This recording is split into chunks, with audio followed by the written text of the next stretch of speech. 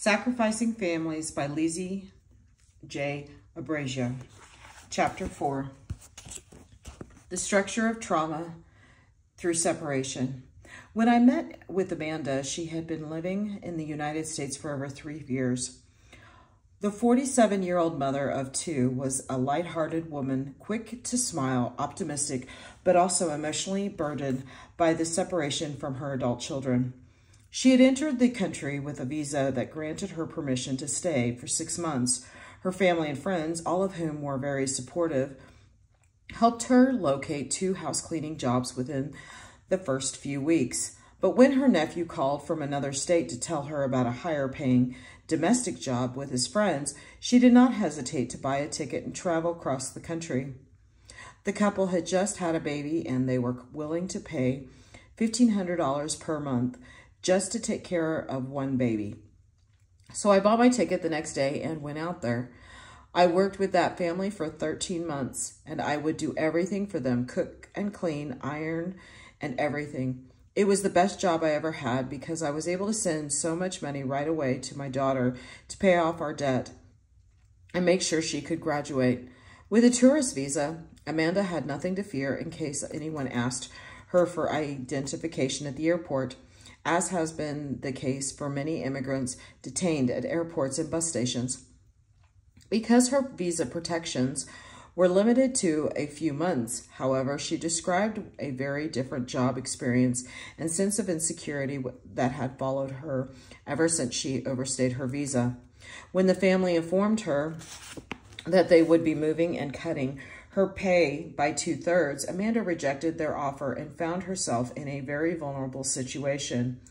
They were going to move to the Central Valley in California from the East Coast and wanted to go from paying me $1,500 per month to $500 per month. So I would ask myself, how am I going to continue to pay off my debt and send money to both my children? Given the lower cost of living in California's Central Valley, her employers knew they could get away with paying a domestic worker poverty wages. Indignant, Amanda told them that she would not give her labors away so cheaply. By the time she returned to California to be with her relatives, Amanda was no longer authorized to be in the country. At that point, I was scared to fly back, but it was better for me to be with my family. Since then, I've had nothing but bad jobs where they only keep me for a few months, or they just don't pay enough. LA. Has your family tried to help you find a job? Yes, they've tried, but I haven't had any luck. So I started cooking food a few days a week to sell to construction workers at lunchtime. And that's okay, but you hear so many stories about raids these days that I get nervous going out. I decided to try life here, but I didn't even want to ride the Greyhound to come to Los Angeles because I know they take people and deport them off the bus. So I had to wait and get a ride from my friend who works transporting goods on a semi-trailer. Amanda's experiences underscore the weight of illegality in people's lives. How immigration laws are enforced either allows immigrants to integrate into the labor market or hinders their progress. For Amanda, even the minimal protections of a tourist visa were helpful at first. When these protections ended, however, so did her sense of security. No longer freely mobile, she faced the same limitations and was restricted to similar low-paying jobs as all other undocumented immigrants. Moreover, she lived with an overwhelming and constant fear of deportation. Some of the gravest repercussions of illegality that contextualized her everyday life. Even her tight social networks could not protect her from the vulnerability of possible deportation, and on realizing this, she cautiously moved to another city to continue to seek out better employment. Illegality is as established through the legal statuses, determines immigrants' level of rights or non-rights to reside and work in the United States for a particular length of time. Like Amanda, however, immigrants are not fixed into a single legal status category. Some who enter without a visa may eventually qualify for different forms of relief and legalization. Others who attain protections from deportation may later become undocumented. Immigrants are labeled undocumented if they are in the United States without lawful status. This includes unauthorized travelers who entered without inspection at the border or visa-authorized travelers who overstayed their visas. Temporary protected status, TPS, grants beneficiaries already in the United States the legal right to remain in the country and to work during a designated period, but it does not lead to permanent resident status. Immigrants become legal permanent residents, LPRs, only when they are given permission to reside and work in the United States permanently. Immigrants with LPR status may travel internationally but may not leave the United States for more than 6 months at a time. Finally, a naturalized citizen is an immigrant who, after a period of time with LPR status, typically a 5-year waiting period through an application process, gains full legal citizenship rights. Because immigrants are not fixed into these categories, it is possible, even likely, that they will move between being legally protected and unprotected in various ways and at different times in their lives. The production of illegality, as it plays out for travelers, does not always neatly match the consequences of illegality as they occur post-migration. That is, the legal categories conferred to migrants while en route. Unauthorized versus visa-authorized travelers do not necessarily match the legal status categories conferred post-migration.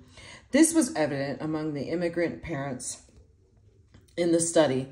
At the time of the interview, 14 were undocumented, 9 had temporary protected status, 23 had legal permanent residency. Among them, 2 were actually still in the process of obtaining LPR status, and 1 was a naturalized citizen. Although more than half of them were eventually in a stable legal status, 39 had traveled without authorization and entered the United States without inspection at the border. 5 had entered with a tourist visa that they then overstayed, and only 3 had entered with an immigrant visa to await legalization. This is an important point because it contradicts the high volume of misinformation about immigration in the United States. Public discourse suggests that immigrants are inherently documented or undocumented, as if these categories were not legally produced, and maintained as if these categories and individuals' experiences were not shifting. Once in the United States, moreover, immigrants can go from being undocumented to having TPS and back to being undocumented, while others may have attained LPR status, but were then detained and deported, treated as if they had been undocumented. It is important to note that their shifts in status are also associated with shifts in job experiences and opportunities. As this chapter reveals, legal statuses matter because they help determine both the economic and emotional well-being of all members and transnational families. Although much of the public discourse in the United States presumes that U.S. immigration policies are solely about protecting the country's national sovereignty and the rights of its citizens, these laws have notable consequences for families beyond U.S. borders as well. By opening and closing off the job opportunities and pathways to family reunification, the U.S. production of illegality as determines immigrants' ability to make a living and shape how their families fare abroad. Illegality's meaning and consequences for transnational families. Illegality as a legal, social, and political construct is ever-changing and can mean different things for different groups of people.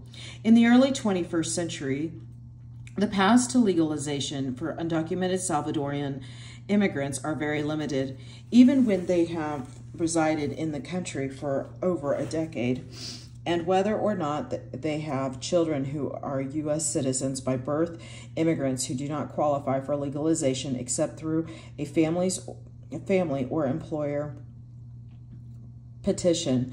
Illegality for undocumented transnational parents therefore means that they will have to experience family separations that are prolonged over several years, because without a path to legalization, they cannot visit their children and re-enter the United States legally, nor can they petition to bring their children to join them in the United States.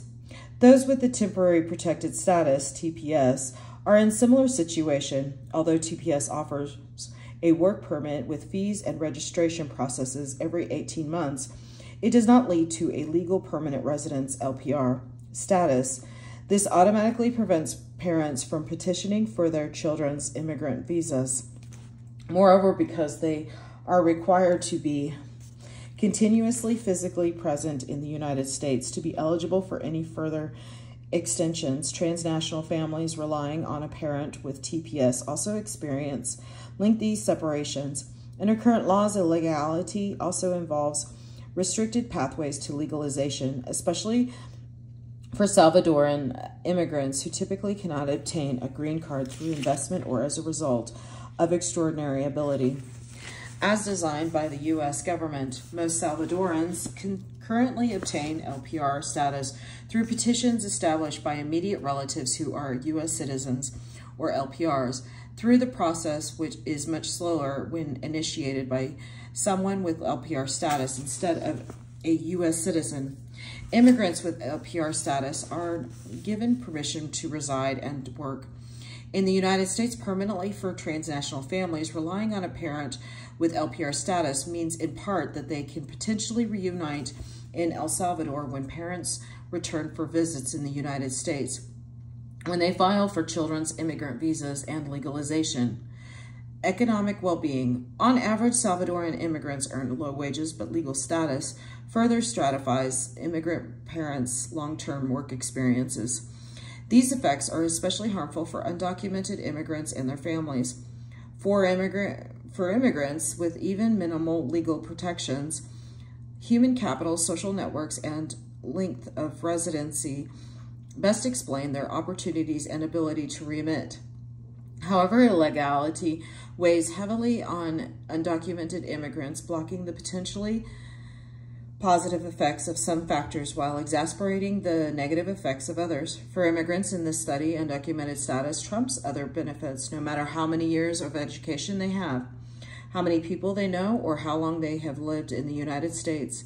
And when they have little education, know few people, or have lived in the United States for only a brief period, undocumented status makes life especially difficult, in addition to the cumulative disadvantages of illegality while en route.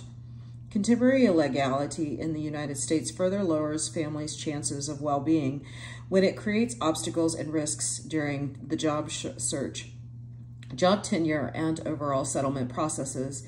In general, given the relatively low levels of formal educations among Salvadoran immigrants, it is not surprising that they work in low-paying, often in unstable industries, mostly in the service sector. Among other occupations, the mothers and fathers I spoke with are domestic and garment workers, hotel housekeepers, nurses, street vendors, restaurant servers, cooks, janitors, mechanics, construction workers, community organizers, and upholstery workers.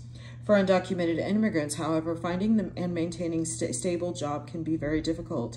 Initially, given the great smuggling debt of many, their desperation and legal barriers lead them to terrible jobs where they do not earn enough to remit sufficiently to their children in El Salvador. As time goes by, the fear associated with the illegality can also continue to prevent them from pursuing better options. Fatima, a 55-year-old immigrant mother, has lived in the United States for over 18 years.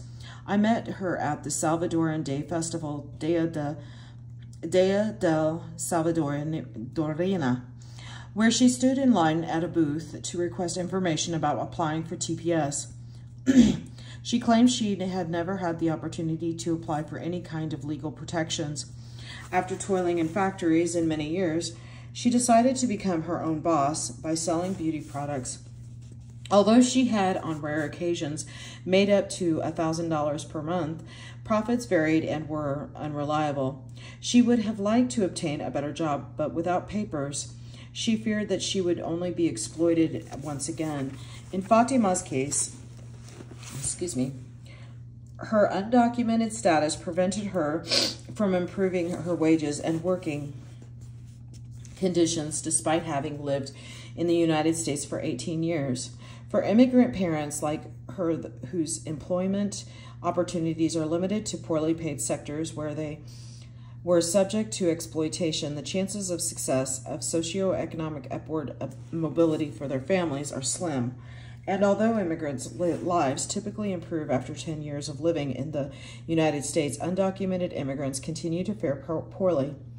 Like her, most undocumented immigrants continue to work for low wages and under exploitive conditions because they know that economically their families will be in even more precarious situations if they return to their home countries where jobs are scarcer. Even undocumented immigrants with higher levels of education initially face too limited and exploitive working conditions in the United States.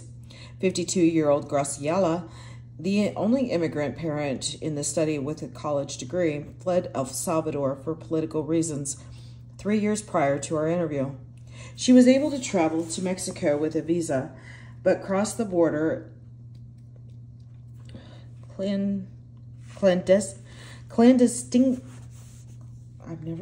clandestinely into the United States. Given her long history of human rights and nonprofit work, she felt comfortable approaching immigrant rights organizations, where she found a few short-term housing options. But no one could help her find work befitting her level of expertise. Desperate to make money to buy food and send to her children, she took a retail job in the downtown jewelry sector where she paid $20 per day for 9-hour shifts. Even though she was horrified by the high degree of sexual and labor exploitation in that sector, as she explained, I didn't have papers or anything, and I needed to eat.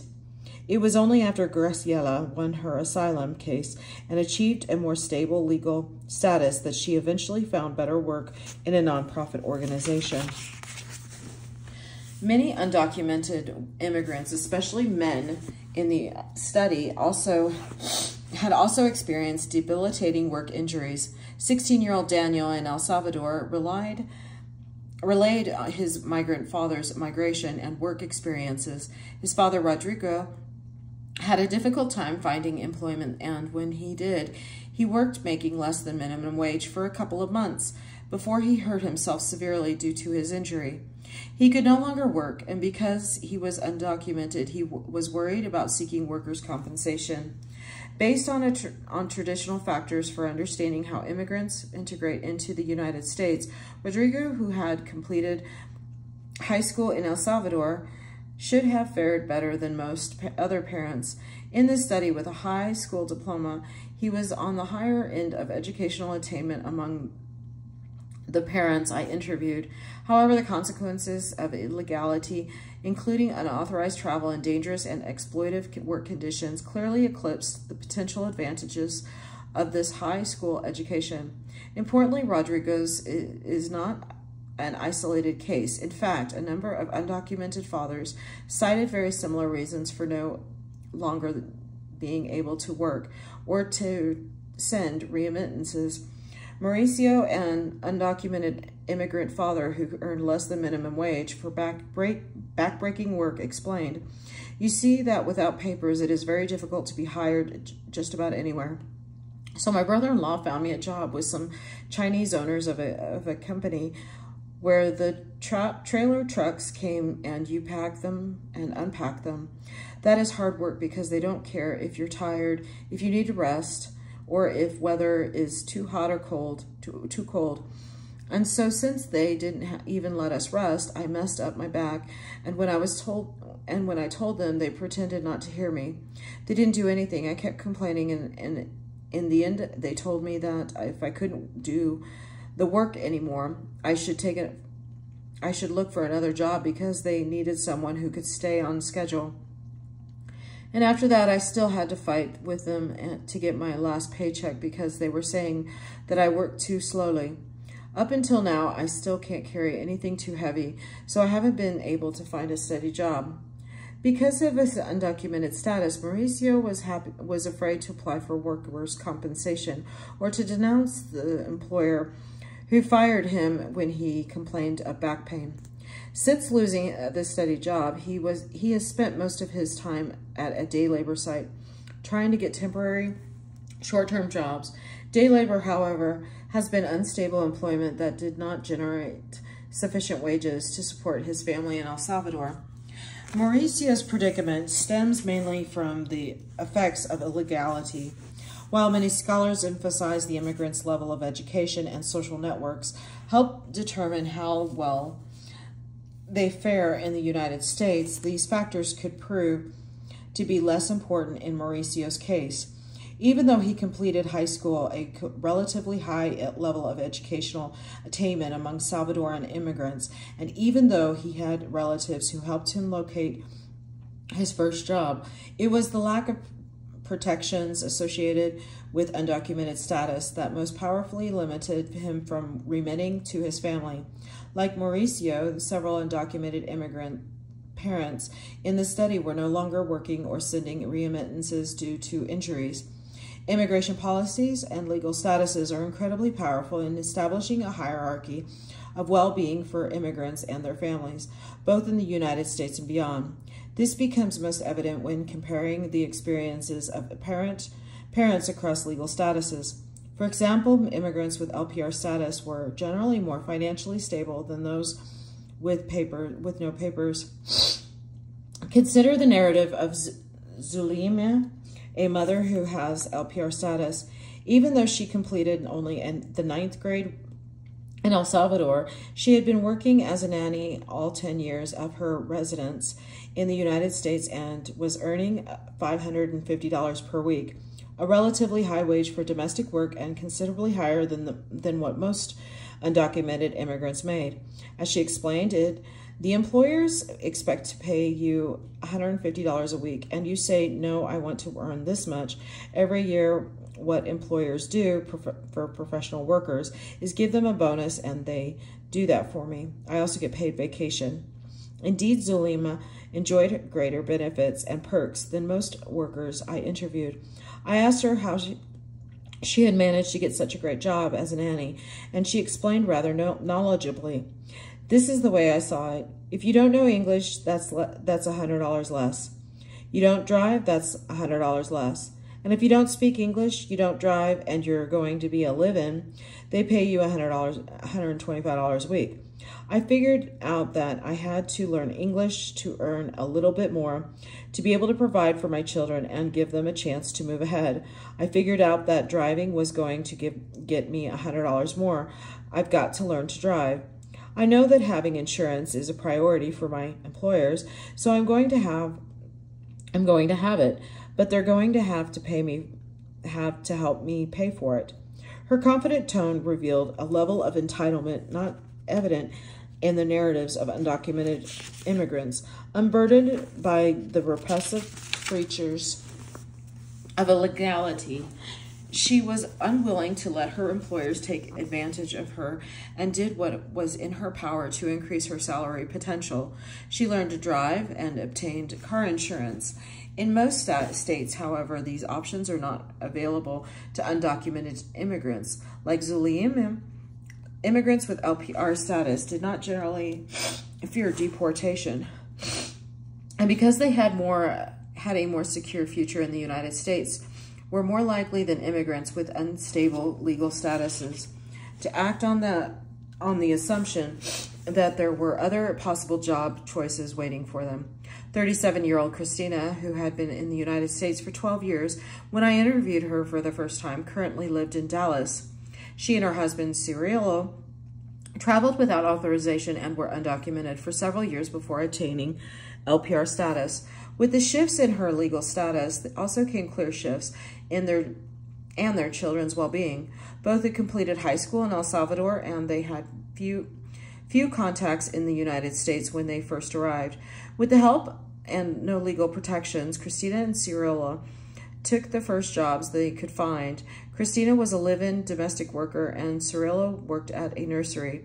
They left their 3 children in El Salvador with Christina's mother and wanted to remit as much and as quickly as possible. When they saw that he was earning more than she was, she left the domestic job and joined him at the nursery, where they planted and picked flowers and plants. Still prior to obtaining LPR status, they went on to have a number of difficult, poorly paid jobs, including hotel housekeeping.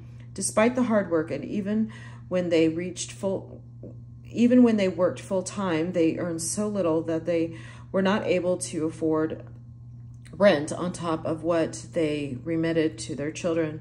So they moved around from apartment to apartment, always renting out very limited spaced with other people. First, they paid to sleep on the floor in someone's living room. Then they progressed to renting a walk-in closet in another place. Finally, they were paying for their own room and bathroom in an apartment with another family, but they were dissatisfied with the living conditions.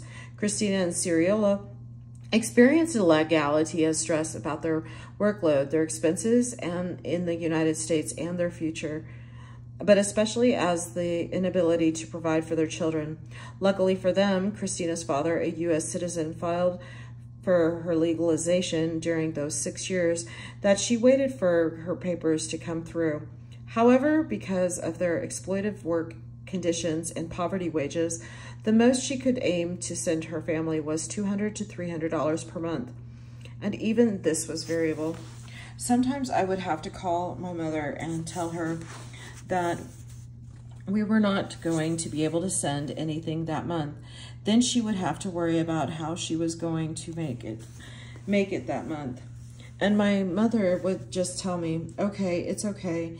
It wasn't until years later that one of my cousins came to visit 4 years ago, and he told me how he would see my mother crying, wondering how she was going to make it without any money that month. I feel so much guilt for that. Pained by the repercussions on her children and her mother, Christina was determined to improve her life when she received her green card. With the knowledge that she would eventually attain LPR status, she planned accordingly to take advantage of the better opportunities she knew would become available. So when I got my papers, I had to find something better. I had been taking ESL classes, and the good thing about Los Angeles is that you can take classes and learn useful skills and pay only $1 for each course. One day, though, I decided that now that I had papers, I wanted to bring my kids, and I would have to make much more money. So we invested, and I got loans for $6,000 for my CNA classes. The security of LPR status not only allowed Christina to focus on safely bringing her children, but also provided the encouragement to pursue better job opportunities. Although $6,000 was a large sum for the couple who did not earn enough to pay for an apartment on their own, she understood that it was an investment in her family's future in the United States. Having made an investment and feeling more secure in the United States when things did not immediately improve in Los Angeles after obtaining a green card, Christina and Cirilla did not hesitate to seek out other options in other parts of the country. I was just never well paid. That's why we decided to come to Texas. There's a huge difference between what I make now and what I used to make in California. The most I ever earned, even as a CNA in California, I have the check stub right here, is $6.90 an hour. Here, I'm almost close to making $14, and although we only get a raise of 4% every year, the benefits are really good. I have life insurance for each of us. I have a retirement fund. We've been here for 6 years. I drive. We have a house, and there have been a lot of changes. Unburdened by the fear of deportation, that inhibits many undocumented immigrants from traveling across cities. Christina and Cirilla ventured to another state in search of better job opportunities. Indeed, they were rewarded with significantly higher hourly wages, and their living conditions greatly improved, allowing them to increase their monthly remittance sums to $600 for her children and another $100 for her mother. who cared for them. Most importantly for her, they continued to take steps to ensure the upward mobility of their children and a comfortable life for them. After their family reunification, Samuel in the United States for 27 years had been a citizen for several years before I interviewed him. A high school graduate, he migrated in the early 1970s with a visa that he eventually overstayed, but because he arrived prior to the proliferation of strict anti-immigration laws, he was able to find steady employment early on when he lived with his sister, not engulfed by the fear of deportation that characterizes the experiences of illegality today. He remarried and started another family here, while remitting consistently to his daughter in El Salvador. He applied for the LPR status as soon as he became eligible under the IRCA and bought a house soon after. At that point, with papers, then we knew for sure that we were going to stay here, so my wife and I started saving and eventually bought our house. I took classes to learn all the new technology and equipment that auto mechanics use, so now I don't have to get that dirty. The work is easy, it's not that physically demanding, and it pays well. LA, and it paid enough for all those years to cover your family's expenses here and your daughter's in El Salvador? Yes, well, years ago, my daughter in El Salvador didn't have too many expenses. I paid for her private school and her monthly expenses. When she started, I was going to the university. I had to send a little more, although $150 colognes, $70, sound like a lot of money to people over there. Really wasn't a big sum for me. Given the less oppressive political climate that received Samuel, he was able to make the most of his human capital and social network contacts to set his family, both in the United States and El Salvador, on a path upward mobility. He quickly found steady employment in a semi-skilled, well-paid job, and once he was legally permitted to remain permanently, he established deeper roots in the United States by buying a home and furthering his education to continue to move in his field. After 27 years in the country, he and his family were thriving economically. 54-year-old Jorge had been in the United States for 22 years. Even though he had completed high school in El Salvador, he was only able to get low-paying warehouse jobs early on. Jorge arrived in the United States in time to qualify for legalization through the IRCA after obtaining LPR status. He hurt himself on the job, but received several months of disability pay as well as physical therapy through his employment benefits. What happened is that I slipped. There was some water and I didn't notice, so I fell as I was walking down the stairs and broke my right hand. The same people right there from Human Resources told me to go see a doctor, and that's how I got the insurance to pay me. It didn't work. I didn't work for 5 months until it healed completely because as a waiter I need to put a lot of weight on that hand. LA, were you worried about placing a complaint? No, they helped me at work to do it and everything. It took a few weeks to get started. Few weeks to start getting the checks, but then it was easy. Contrary to the experiences of the undocumented workers who were hurt on the job, Jorge did not think twice about filing a complaint, and he benefited greatly.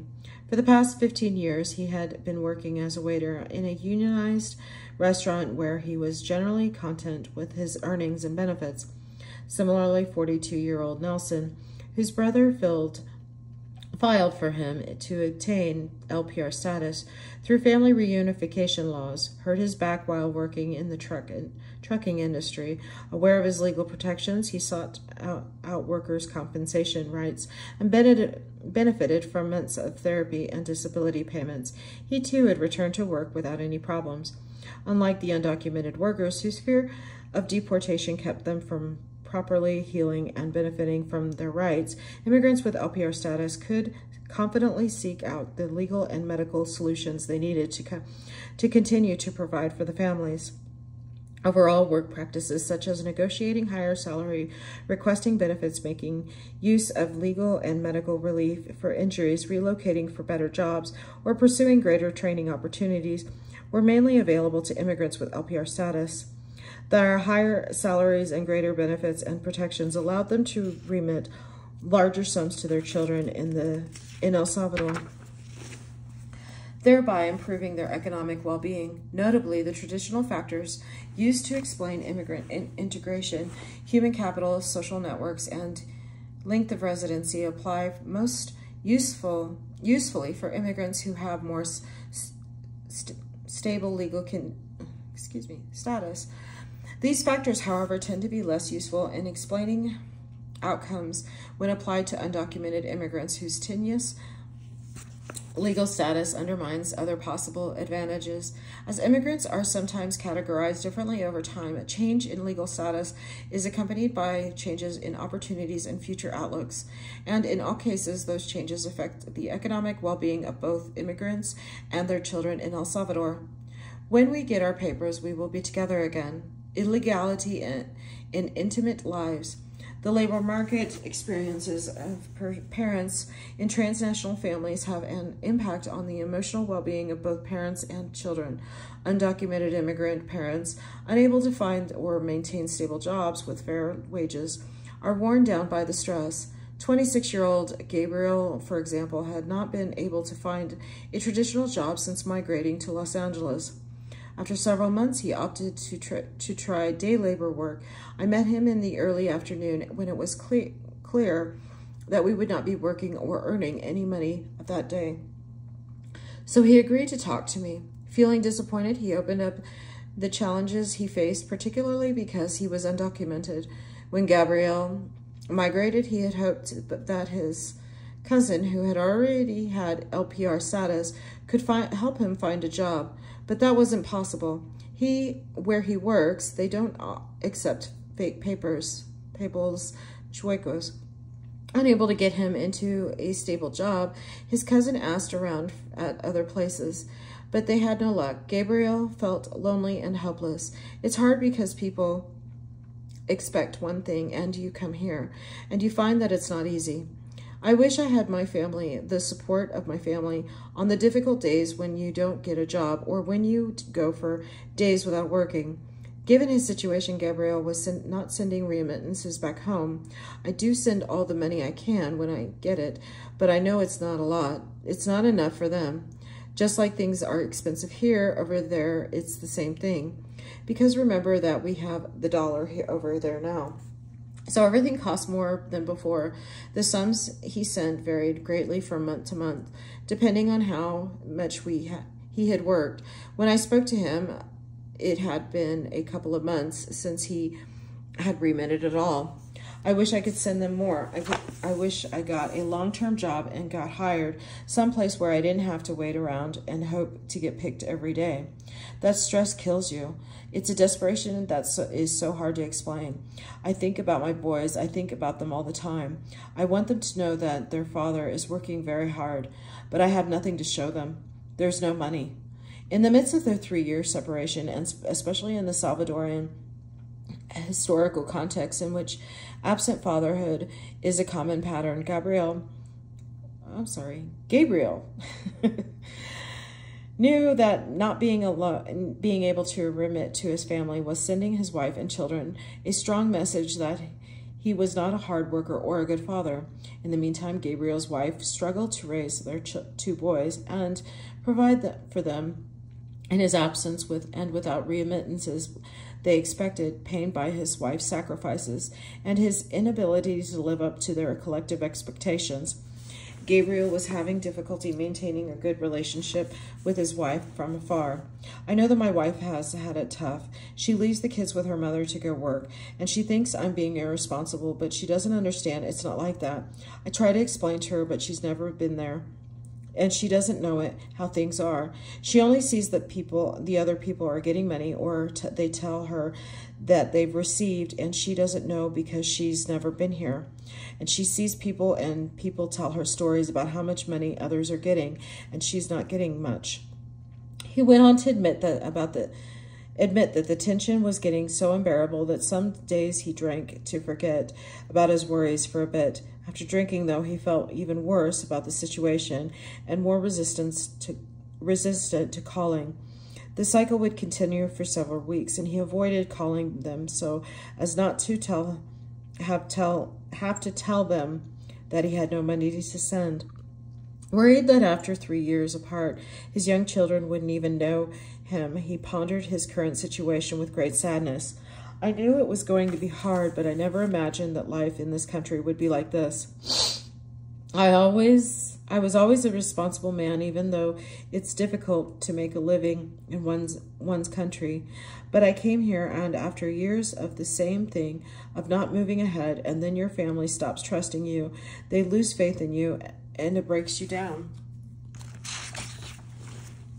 Prior to migrating, Gabriel believed in his ability to be a good provider. After all, he had lived up to his role in terrible economic conditions in El Salvador.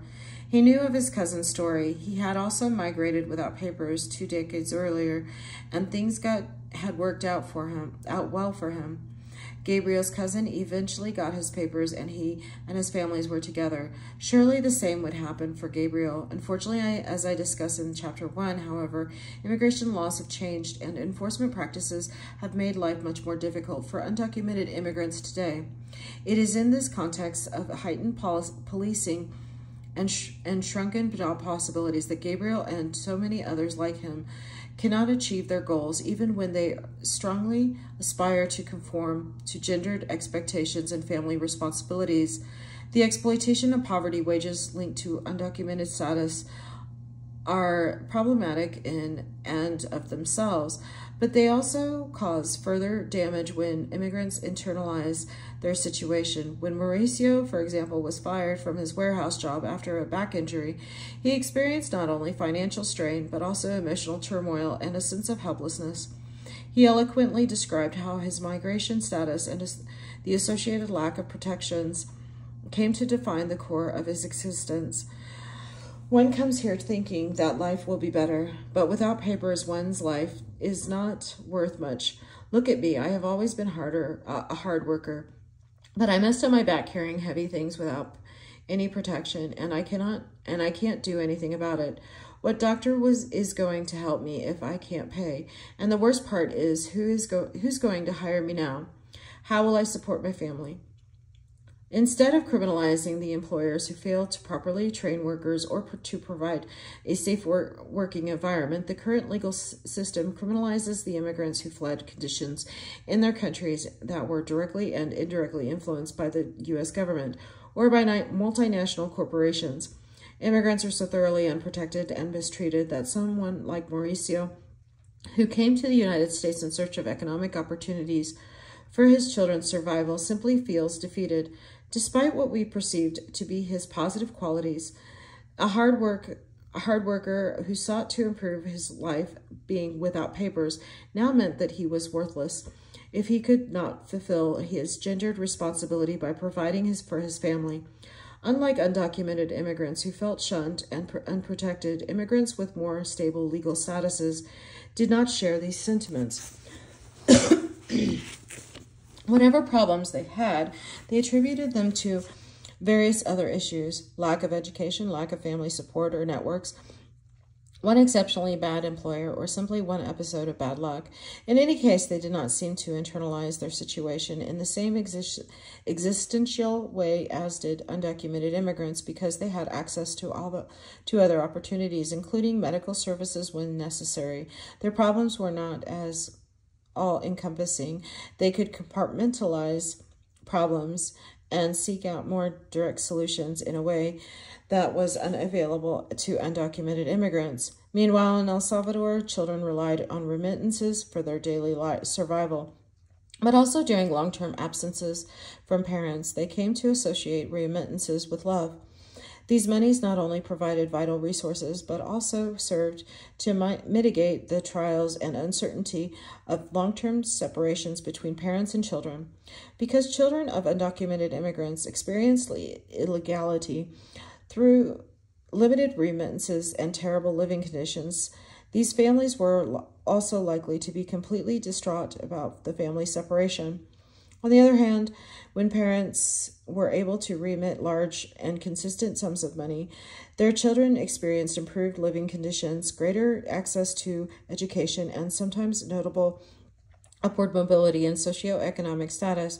Despite the pain of separation, they were likely to appreciate their parents' sacrifices and maintain strong positive contact with their parents, in a sense, those who received regular sums, whose life improvements were visible and tangible. Through luxury items in the home or greater access to education, had proof of their parents' continued commitment to the family. On the other hand, children of undocumented migrants were much more likely to be distraught about their living conditions and the family separation. 16-year-old Lucia was a student at an impoverished public school in El Salvador.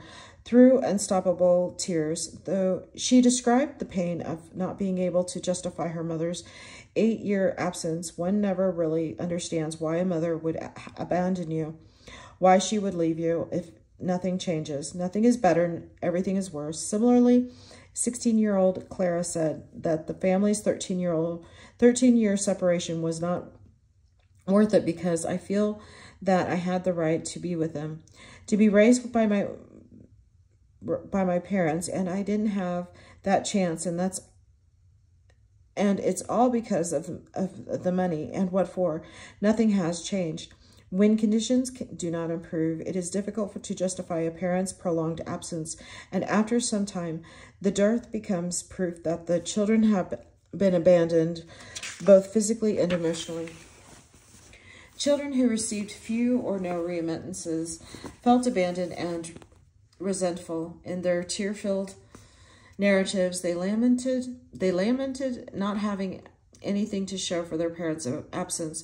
The prolonged separation in these cases seemed unjustified, and their impoverished conditions in El Salvador became evidence of the parents' failed commitment to the family. This was due in part to unrealistic expectations that many non-migrants had about migrants' living conditions and opportunities for success in the United States. But it was mostly the effects of illegality that limited their parents to poorly paid, unstable jobs and did not permit them to send money and gifts as often as the children wanted, if at all.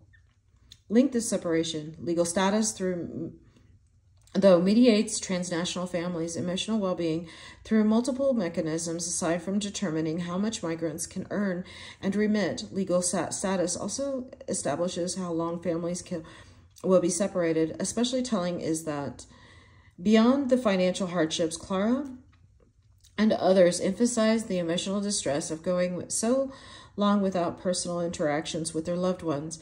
They call me almost every week, but it's not the same. You can't reach out through the phone to hug them or to receive a kiss from them. Having spent most of her life without physical contact from her parents, Clara was frustrated with mere long-distance phone calls. Like her, Lucia ached just to see her mother again. In the context of harsh, restrictive immigration laws, however, undocumented parents could not visit El Salvador, and these families went without direct personal contact for years, even indefinitely. Unwilling to risk their lives again by crossing through Mexico and into the United States without authorization, most parents with undocumented status did not return to visit their children in El Salvador. This inability to travel back to their country pained them greatly. Lucia, an undocumented mother in Los Angeles, for example, had been waiting to receive her green card for 8 of the last 15 years that had resided in the United States. During that period, her mother passed away, and Luisa had not been allowed to see her even one last time. Her daughter, now a young lady, had grown up with Luisa's mother-in-law, and there were days when Luisa thought of nothing more than her deep desire to see her daughter in person. The day that I get those papers, I don't care if I have to go in debt to go see my little girl. I want to know what she's like. In Luisa's experience, it was as though she had to place her relationship with her daughter and her life on hold until the imminent change in legal status. This kind of instability can weigh heavily on people's emotional well-being. Angela, a mother in Los Angeles, who had no legal pathway to LPR status, suffered profoundly while away from her children. Unable to visit them, she shared how the situation affected her health. Well, my kids are over there, and I'll tell you this, all these years I have to take pills to sleep because I couldn't sleep, because sometimes the letters my mother sent me, look, the kids miss you. The kids cry for you. They don't want to eat. Look, Maria, who is the youngest, she goes to the back of the house and she screams out to you. And she is not doing well. So these things, they constrict my soul, and sometimes I wonder what I am doing here. What am I doing here? Angela experienced illegality as an inability to see her children in person, and she felt this was damaging her health. In her deep distress, and despite the physically demanding work she did as a caretaker and later as a hotel housekeeper, she could not achieve sleep without medical aids. On the other hand, the situation was quite different from families relying on parents with more stable legal status. Immigrants with LPR status who were naturalized U.S. citizens could come and go more freely, so long as they had the money to pay for the trip and permission from employers to take vacation time. Berta, for example, had LPR status, and when she looked for jobs, she made sure her employers would approve a month-long vacation each year so that she could travel to El Salvador to visit her children and grandchildren. Similarly, Christina, who had recently acquired her U.S. citizenship, saved up her sick days and vacation days to travel annually to El Salvador for 2 to 4 weeks to be with her children. Children in El Salvador claimed that being able to see and interact with their parents made a big difference for their emotional well-being. Those who had seen their parents in recent years, even after a long hiatus, showed much more composure and understanding of the family separation strategy than those who had gone for many years without a visit. For example, 23-year-old Javier smiled brightly when he talked about seeing his father for the first time after an 8-year hiatus. It was a lot of time, but my father says that they gave him the immigrant visa today, and by tomorrow he is already on his way here. I mean, he was happy and desperate to see us, right? And it was happy, really nice experience to see him again. In another example, Doris had also shared her optimistic view, even though, her family was not thriving financially. Doris and her brother often had to borrow small sums from relatives to make monthly payments and cover their bills. She thought favorably of the family strategy of separation. Doris's mother was a legal permanent resident who had been able to visit El Salvador a year prior to the interview after a 5-year separation, and this is how Doris described the reunion. When she came, it was pure joy. When she saw her, we went to pick her up at the airport, and she didn't recognize us. When she left, we were little. She thought of us as a small children, and when she saw us, she didn't know it was us. I mean, she walked right past us, and when she got to my aunts, because she didn't recognize them, she hugged them and asked, "Where are my children?" And my aunt told her, "Behind you." And she looked at us, and she said she didn't recognize us. She hugged us, and she wouldn't let go. It was really nice. Then we spent all month with her. Everything was great. I think that the fact that she left and did not take her love for us away. I feel that it is the same because when she was here, she was just as caring. Being able to spend time with her mother, even after they had been apart so long that they did not initially recognize each other, allowed Doris to confirm her mother's love and continued commitment to the family. Even though the remittances did not provide luxuries for her, the physical presence and positive interaction was enough to improve her emotional well-being. The in-person visits allowed families to reconnect in ways much more powerful than were possible through phone calls alone. Doris' mother, for example, made it a priority to visit the children's school, their teachers, and their principal to confirm that they were doing well. She felt very proud when she saw us, how we've grown, and then she went to talk to the principal at our school to ask him how we were doing, and he congratulated her because he said that He said that she had children who made the most of her sacrifices. In this exchange, the children witnessed their mother's interest in their well-being and their progress. Their mother, moreover, received affirmation for her efforts and sacrifices.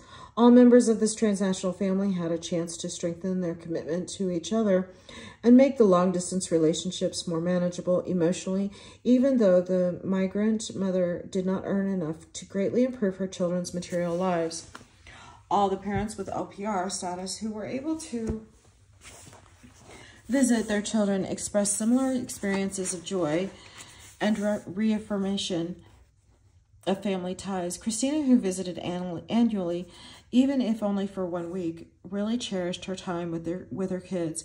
It's really nice. I've talked to them all year, but then I get to see them, to appreciate how much they've grown, and I pay attention to their mannerisms, and I get to know them as individuals.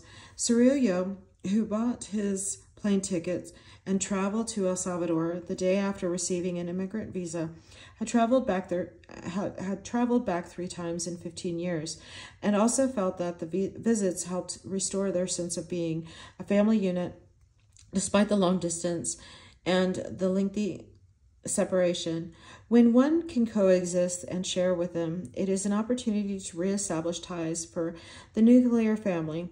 Here one works and sends money every month, but it is satisfying to go and see that they are well, that they are making the most of our sacrifice, and that there is still love. You forget that if you don't go, because here you just work and work without rest. So it is worth going to see how they are living. Given the strenuous nature of many immigrants' labor and the certainty of a long separation period, these visits, even if infrequent and brief, allow transnational family members to reaffirm relationships and strengthen bonds. Being able to witness firsthand the true fruits of their labor, immigrant parents could also commit to another cycle of hard work and continued sacrifices. Importantly, these kinds of visits that go such a long way in improving the emotional well-being of family members are only possible for immigrant parents who have stable legal status as LPRs or U.S. citizens. Uncertainty of reunification. Another way illegality shapes transnational family members' emotional well-being is by determining the certainty or uncertainty of the family's more permanent reunification. Under current U.S. immigration laws, families relying on undocumented immigrants simply do not have a legal pathway to reunification. These parents know that bringing their children, even adult children, entails great risk and almost guaranteed victimization of their way to the United States without a visa. Many of these parents left their loved ones behind precisely to avoid such risks. As the situation for unauthorized migrants crossing through Mexico continues to worsen and receive more international attention, immigrant parents who are especially unwilling to put their children through this process without any foreseeable legal pathway to reunification, then they face great uncertainty about when they will be reunited again, if ever. Parents and children in transnational families have suffered tremendously through this uncertainty. In some cases, their lives have been suspended under the weight of knowing that they may not be reunited for many years or perhaps ever. 17-year-old Benjamin, for example, had been apart from his undocumented father for 3 years. After being used to spending their days together on the soccer field, the separation weighed heavily on him. He was especially burdened by the thought that he had no idea when he'd be able to live with his father again. Benjamin's conversations with his father, therefore, often revolved around when they would be together again. I wish I could see him again because it's not the same without him.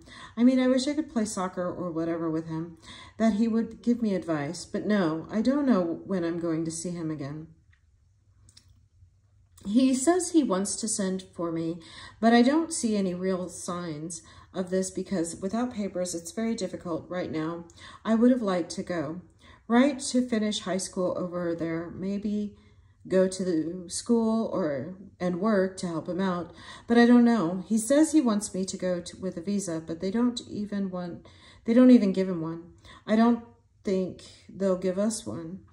So we don't know when we'll see each other, and I don't know if I should keep waiting or try to go to school here. As is the case for all families with undocumented parents, Benjamin's father could not reliably plan for a permanent family reunification. The unease of not knowing when this might happen, or if it was a possibility at all, in some cases mediated everything else children did. For Benjamin, the anxiety prevented him from being able to focus on school some days and led to a decline in his grades.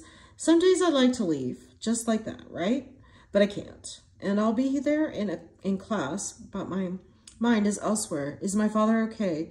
When will I see him again? How are we going to be together again? But there's no response for that.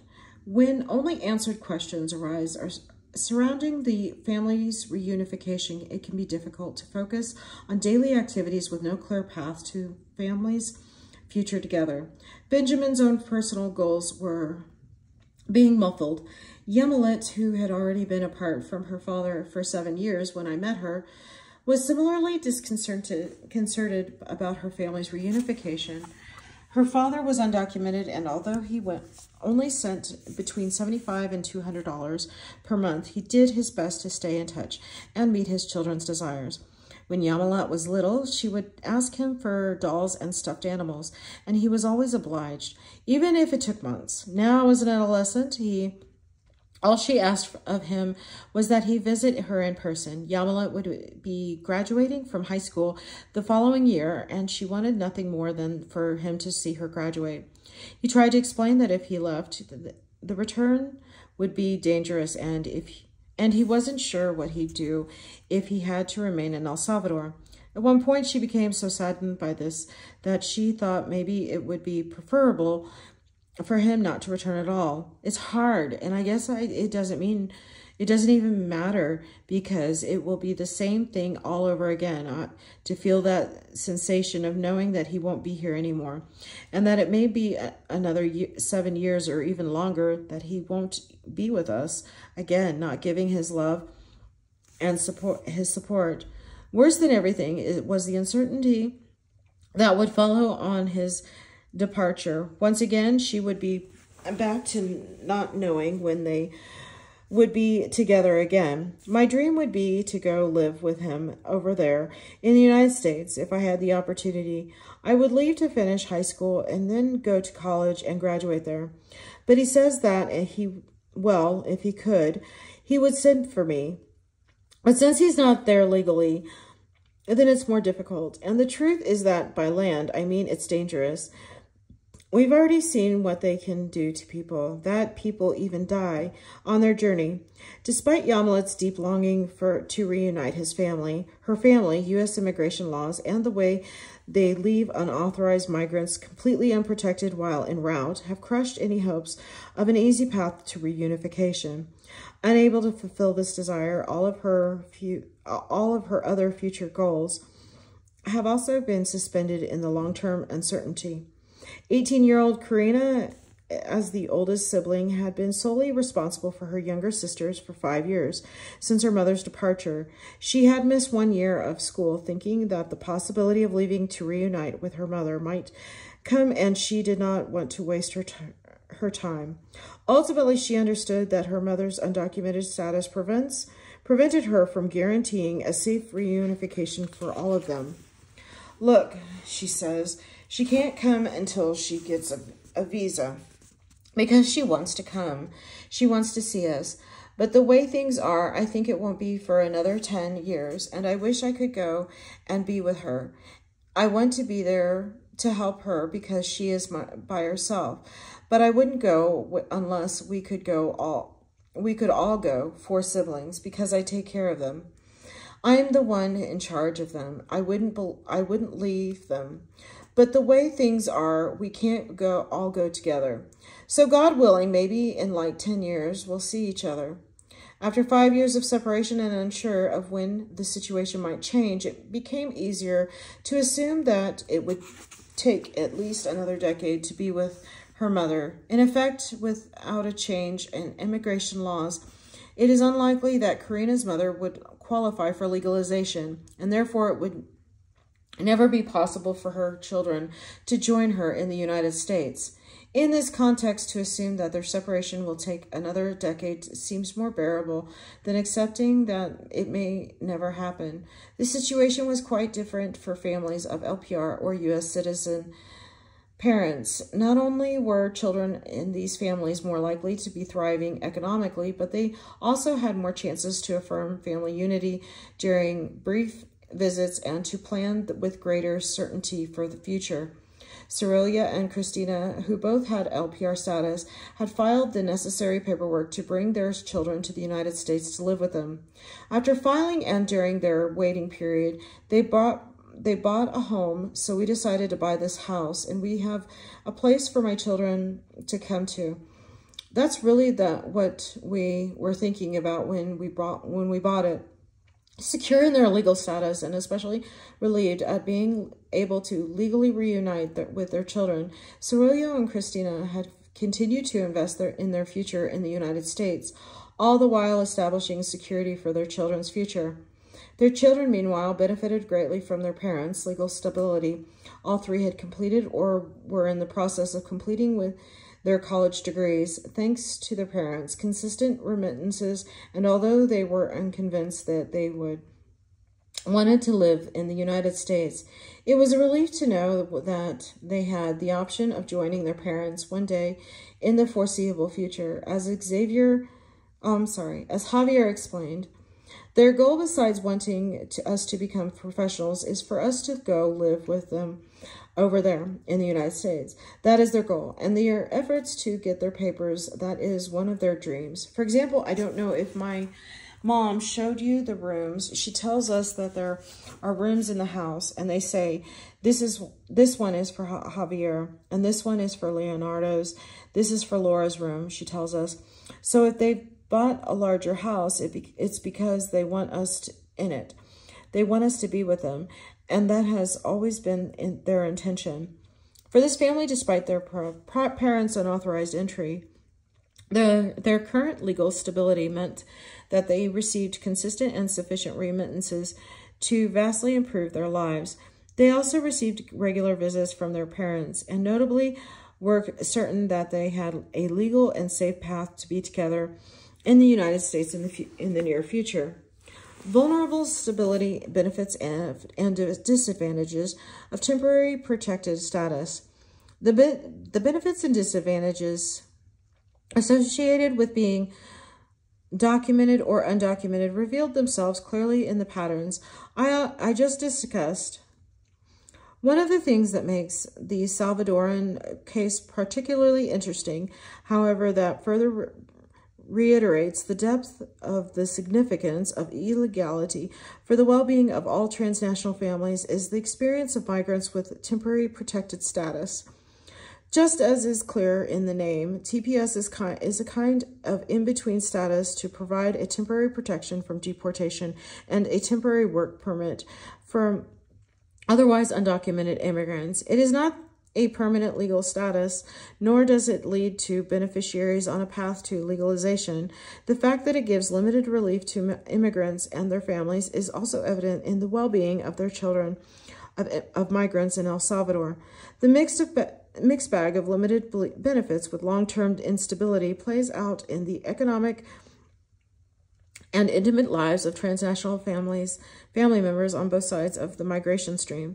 For the 20% of Salvadoran immigrants who have received this dispensation, the required multiple and cyclical registration processes have created an experience of liminal legality with negative impacts. Unable to gain access to the rights, services, and protections that come with greater legal stability, immigrants who obtain TPS find themselves in a prolonged liminal space that can prevent them from settling and thriving. The prolonged liminal legality of TPS holds holders can sometimes seem very close to undocumented status, especially when immigrants have little formal education or other resources.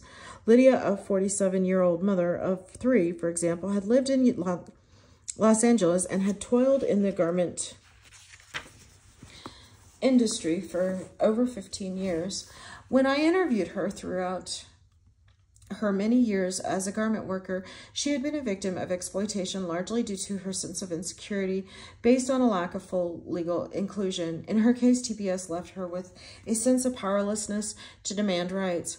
Sometimes I go for months without working, and it's only me suffering. It's my children in El Salvador, too. Sometimes I do have work, but the Koreans, garment factory owners, don't pay you. They give you false checks, and I have to wait an entire month before I can cash my check. LA, have you looked for other jobs? I wish I could find another job, but it's not easy. It's really hard to get a job. And you always worry about the papers, legal status. But I think to myself, what am I going to return for? Who will give me a job over there in El Salvador? If things are difficult here, they're even worse over there. For Lydia, even though she had a work permit, the tenuous nature of TPS and the lack of a green card only given to immigrants with the LPR status made her nervous about changing jobs. Not all employers would consider her limited documentation valid, and it was best to stay put rather than deal with worries about the papers. And among most of the families I spoke with, however, even the limited protections associated with TPS went a long way in allowing immigrants to gain access to crucial resources. Immigrants with TPS, for example, were better than undocumented immigrants to obtain higher paying, more stable jobs. They were also more likely to apply for workers' compensation after an injury on the job, thereby overcoming one of the most common setbacks for undocumented immigrants, particularly among men. One of the more telling examples of the benefits of TPS comes from narratives of 50-year-old Felipe. Having completed some college in El Salvador, he ran a nonprofit organization promoting literacy in impoverished rural areas of the country. After several unsuccessful attempts to improve his family's situation in El Salvador, he decided to try his luck in the United States on the East Coast, where he was living when I interviewed him. Felipe's plan was to overstay his visa and remain in the country as an undocumented immigrant, but soon after his transition from a visa-authorized tourist to an undocumented immigrant, he became eligible for the newly reinstated TPS program in 2001. The first months were hard because you have to see who you can trust. I didn't want to be deported, but later TPS came out and I went to apply right away and things got better. LA, for example, what would you say changed?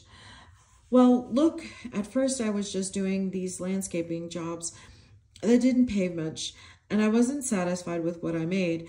And then with TPS, you just show your card and they give you a job that actually pays well, where you get days off and you won't be fired just for any reason. After getting TPS, Felipe had the legal status and associated protections to work and enjoy greater pay and better benefits.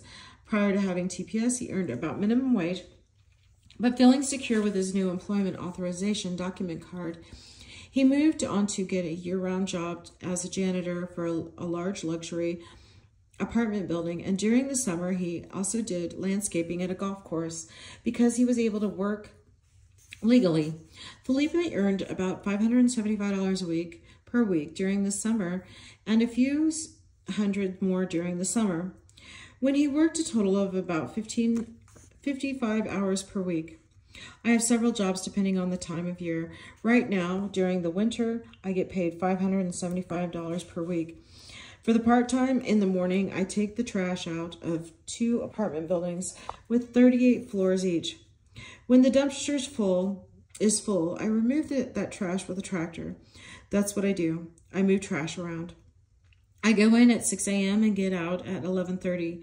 The second one, I go in at 1 p.m., but there I'm a cleaner. I vacuum the lobby, clean the glass surfaces, little things like that. a vacuum, a mop, and sometimes clean stairs, pick up trash in the area outside. I get out there at 6:30 p.m. I only make about $220 per week at that one. He worked and saved as much as he could because he knew that there was always a possibility that TPS would not be extended another time. And although he would like to stay for a few more years, he thought it would be difficult to live as an undocumented immigrant. Depending on who is elected president, the chances are that they will probably not give us TPS again. And to be here undocumented, that's not easy. Just a short time ago, there was a raid, and they took 40 workers from one place nearby. Some of these other guys that I live with, they don't have papers, and they just stay home, and you can see it. They worry about being deported. I try to get them jobs where I work, but they ask for papers there, so we can't get them in. Aware of the economic repercussions and fear of deportation that haunts undocumented immigrants, Felipe would prefer to return to El Salvador rather than to live without even the limited protections of TPS. The fact that TPS would not offer a path to legalization made him tentative about his future plans. He recognized that changing political tides may affect his ability to continue to work and remit. Only the high-end, consistent sums of money made the family separation worthwhile, particularly because, aside from worsening job prospects, undocumented status would also lead to greater instability and constant fear of deportation. He knew this from his roommates' experiences. Moreover, as much as he tried to help them by giving them access to his job opportunities, their undocumented status prevented them from benefiting in the same way he did with TPS. Indeed, being a beneficiary of TPS provided immigrant parents with some flexibility and even a bit of stability in the workforce. Over and over, and very much like Felipe's case, families with parents receiving TPS had greater and better job opportunities than those of undocumented immigrants. Elizabeth, for example, described her mother's improved job situation after she received TPS. My mother left without papers, but then after the earthquake, somebody told her that they were giving papers, so she went to request them. And they gave them to her. And she told me that the papers helped her because before she used to work with a woman who was a bad person. The woman treated her poorly, but with the papers, she decided it was better to leave, not work with her anymore, because with papers, she felt more secure that she could get a better job. Elizabeth's mother, much like Felipe, benefited from TPS, even though it was not a long-term solution. It allowed her to move from a hostile work environment to a better situation, a rather meaningful change in any immigrant's life.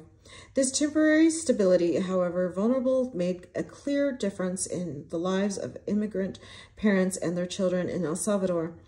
Immigrant parents with TPS were often in better financial situations than undocumented parents. Not only could they seek out better, more stable jobs, but they could also change jobs in search of better opportunities when they hit a roadblock. Children in El Salvador also benefited in a consistent pattern. Children relying on parents with TPS received higher and more consistent remittances than children relying on undocumented parents. Sometimes they received as much or more than children relying on parents with LPR or U.S. citizen status. Felipe, Elizabeth's mother, and all other immigrant parents with TPS were certainly appreciative of the work opportunities and the bit of protection of this status granted with them and their families. Many of them, however, also noted its limitations. Guillermo, a father in Los Angeles, described his feelings around the legal status in the following way. TPS, it's a good thing because you can work, but that's all it gives you. I don't complain, but you just never know when they're not going to renew it again. And then one is left with nothing. It was precisely that feeling of liminality, that prolonged vulnerability, and the knowledge that it could all be pulled out from under them at any moment, that weighed heavily on beneficiaries of TPS. Families in El Salvador did not seem to understand this vulnerability well. For them, TPS generated confusion that sometimes protected them from the harsh reality that their economic well-being was based on a temporary, easily revocable status, but sometimes also caused great suffering. Interestingly, although 20% of Salvadorans are estimated to have TPS, and they have had it for over a decade, the status continues to be poorly understood. Salvadorans in the United States and in El Salvador are much more familiar with their statuses associated with tien papeles, has papers, or no tien papeles, does not have papers. Children, for example, understood that without papers, their parents typically could not return or visit, nor could they apply for legalization for the family. On the other hand, with papers, they knew that it was possible for parents to travel safely out of and back into the United States, and they could file for papers to guarantee a family reunification. It was interesting then to hear how they talked about parents with TPS. It was as though they did not understand or simply made it up along the way, along with creating a prolonged period of insecurity and instability. The TPS also generates confusion and complexity that has affected transnational families' emotional well-being. Particularly confusing for many was that migrant parents with TPS seemed able to demand their rights. In previous examples, Elizabeth noted that her mother used the security of TPS to leave an abusive employer, and Felipe left jobs because of pay that he deemed unsatisfactory. Others had received unemployment and disability benefits when they were not working. In the minds of children of migrants in El Salvador, undocumented migrants were not supposed to act in these relatively empowered ways. So when they heard their parents say that they securely sought out a better job or that they were working with papers, they incorrectly believed their parents had LPR status. In an earlier excerpt, for example, Elizabeth assumed that because her mother was working legally, because she had the perceived luxury to look for an employer who would treat her well, that she must be documented. The papers in this case gave her enough security to move in search of better opportunities, but Elizabeth did not understand that beyond legal employment, TPS granted little else. As she expressed, "I'm waiting for her to file for me so that I can go over there, to live with her, to go to school and work there." In her incorrect understanding of the consequences of TPS, Elizabeth had developed impossible hopes on the assumption that her mother could seek legal pathways to reunification. Such incorrect understandings were common. The more familiar experience was that people who had work permits were also allowed to come and go easily across borders. So children also expected this from parents with TPS. Kinney, for example, described her shaky understanding of her mother's legal situation and what this meant for their family's future. "I mean, my mother's legal, yes. She's kind of legal, but because she has papers and she can work legally there. But to be honest, I don't really understand how much about it, because she says she has permission to work legally, but at the same time, she can't come here. She says they don't let her come here, and we're still waiting for her to file for us so we can go there and live with her." After years of such false hopes, many children in these families grew tired and felt abandoned because the day of their reunification never came. Emotionally then, despite the fact that they were often thriving financially, children in these families suffered. It was difficult to understand why, if their parents could work legally, they could not also return to visit them. Why, if they did not fear being deported, were they not already filing for the necessary paperwork to grant the children legal status in the United States? Meanwhile, in the United States, although most immigrant parents understood clearly that they were not going on not on a path to legalization, some maintained a great sense of hope that TPS would eventually lead to LPR status. Lydia, for example, expressed, "Well, I think that since we've been living here for so many years, we've been working and we've been paying for TPS application, they should give us the papers already. With so many years, give us the papers because we've completed the time and we've been paying. They should recognize that, right?" Salvadorans with TPS have qualified for this in-between status since 2001. Over a decade later, they have gone through multiple registrations, paid hundreds of dollars in renewal and processing fees, repeatedly proved that they were of, quote, good moral character, unquote, and worked consistently to establish their lives in the United States. In their minds, these long-term contributions and experiences should serve as proof that they are deserving of a more stable legal status in the country, but without any possibilities for legalization, many also get frustrated. Moreover, as the cyclical fees increase, some eligible immigrants are unable to re-register, thereby losing their protections and transitioning into undocumented status. Such was the case for Milton, who, after obtaining TPS during the first round it was available, failed to re-register during the brief window of the second round of applications. Unemployed at the time, he simply did not have the means to pay the required fees. Having lost TPS, he lived in continual fear of being detained at home because USCIS had acquired all of his information in the process.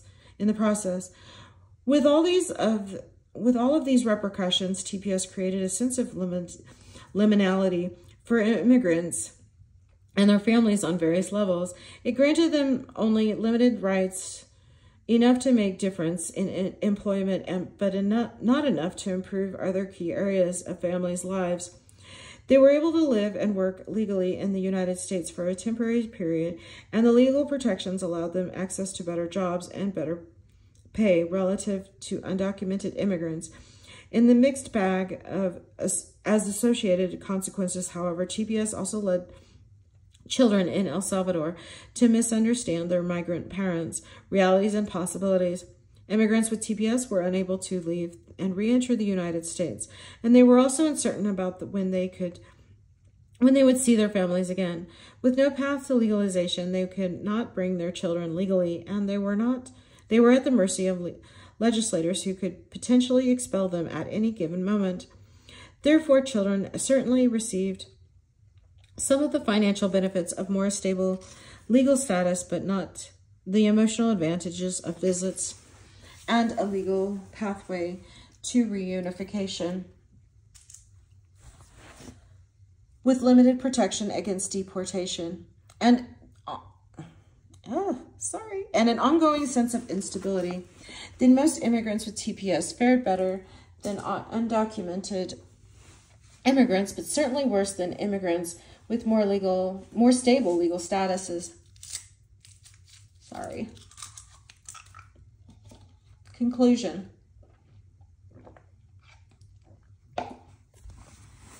Increasingly tighter immigration laws in the United States affect immigrants and their families. The families' narratives in this chapter provide evidence for the often overlooked but important point that U.S. immigration policies and illegality in particular effectively have an impact on people's life chances and levels of happiness beyond U.S. territory.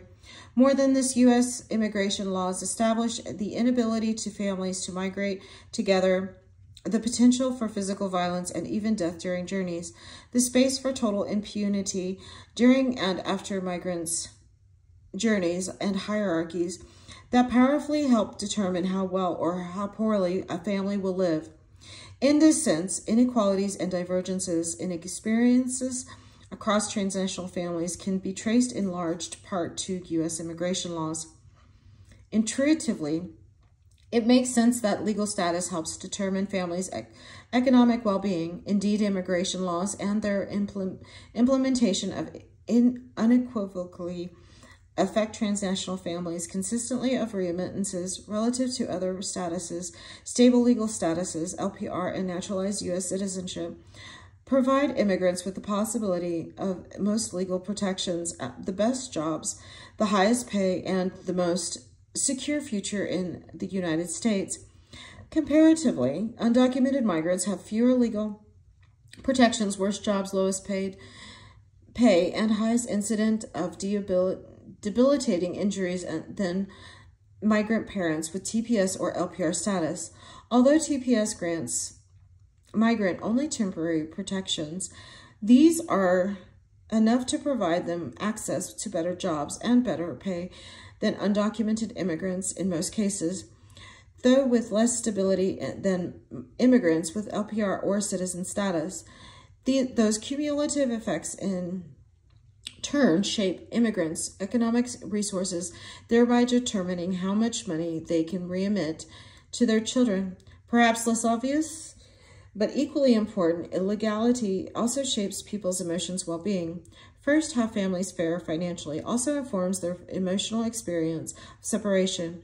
In the context of multi-year separation, children left behind try to make sense of the situation and look for cues from parents about what they hope is a continued commitment to them. Children who are faring well financially can justify their family separation by pointing to concrete gains, while children who are faring poorly have no way to justify the family separation.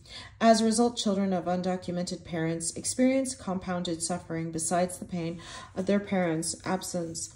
They are also likely to endure dire poverty. Regardless of how families are faring financially, long-term separation is more bearable when parents and children can see each other in person, even if only infrequently. When they have a legal path to reunification, these possibilities are established by migrant parents' legal status. Parents with LPR status can best maintain family unity through in-person visits that help children cope emotionally with the separation. Undocumented parents, on the other hand, cannot legally re-enter the U.S. safely because of legal restrictions. They cannot risk visiting El Salvador, so they go many years without seeing their children. Legal uncertainty also pervades a family's future plans. Because undocumented immigrants cannot apply for legalization for their children, they have no legal pathway to reunification for these families. Illegality translates into an overwhelming sense of uncertainty about when and if they will ever live together again. And this weighs heavily on the children. Children who rely on parents with greater legal stability, on the other hand, feel greater comfort in knowing that they will eventually reunite. Finally, the repercussions of temporary protected status further substantiate the primacy of legal status for transnational families' well-being. This in-between status, with its limited protections and rarity in an otherwise binary understanding of legal statuses, as documented or undocumented, very tellingly has mixed consequences for families. Even with its rather limited protections relative to undocumented status, TPS opens up the possibility for notable improvements in immigrants and their families' lives, particularly in an economic sense. That said, I cannot stress enough that TPS provides only a very fragile kind of stability. The prolonged fragility creates confusion and uncertainty that weighs heavily on immigrants and their families. Ultimately, TPS does not go far enough in studying the conditions for families' positive economic and emotional well-being. Overall, the comparison of legal statuses demonstrates that greater legal stability has the potential to foster opportunities and upward mobility for immigrants in the United States and their families. Rather than further restricting and criminalizing immigrants, the immigration policies should serve to integrate people who are already here. Under the current immigration system, the great hope that led parents to migrate is often met with legal restrictions that prevent so many of them from fulfilling their goals.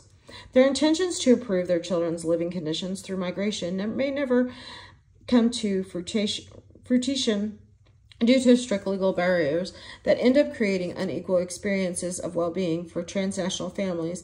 Immigration policies, however, do not explain the full variation of experiences for transnational families.